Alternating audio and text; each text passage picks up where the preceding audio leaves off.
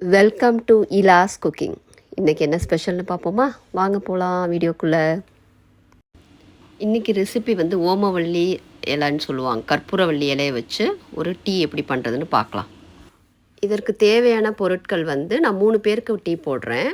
அதற்கு தேவையான பொருட்கள் வந்து டீ தூள், ஒரு 5லேருந்து ஒரு 6 ஓமவல்லி இலை, ஒரு சிறு துண்டு இஞ்சி, 3 ஏலக்காய், 2 கிராம்பு, கொஞ்சம் பட்டை. இதை வச்சு டீ எப்படி பண்ணுறதுன்னு பார்க்கலாம். இப்போது பாலை காய்ச்சிக்கணும்.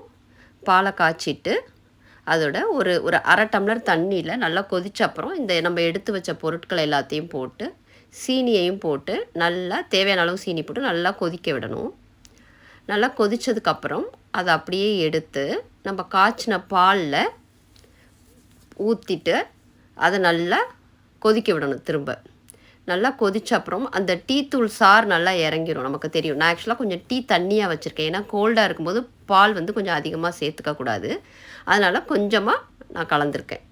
நல்லா கொதித்து அந்த டீ தூள் நல்லா இறங்கின அப்புறம் வடிகட்டிட்டோம்னா அந்த டீ ரெடி. இந்த கற்பூரவல்லி இலை போட்டு இந்த பொருள்லாம் சேர்த்து டீ குடிச்சிங்கன்னா அதை வந்து எப்போனா அந்த சளி பிடிக்க ஆரம்பிக்கும் போது ஒரு தொண்டை கரகரப்பு ஒரு மாதிரி தலைவலிக்கும். அந்த டைமில் ஸ்டார்டிங்லேயே இதை போட்டு குடிச்சிட்டிங்கன்னா அது அப்படியே அது சரியாயிரும். சளி இருந்தாலும் உள்ளே இருந்தாலும் வெளியாயிரும் உங்களுக்கு. இது ரொம்ப நல்லது. ட்ரை பண்ணி பாருங்கள். ட்ரை பண்ணி பார்த்துட்டு உங்கள் கமெண்ட்டாக சொல்லுங்கள். தேங்க்யூ ஸோ மச் ஃபார் வாட்சிங் இலாஸ் குக்கிங். சப்ஸ்கிரைப் பண்ணுங்கள். எனி கமெண்ட்ஸ்னால் சொல்லுங்கள். தேங்க்யூ.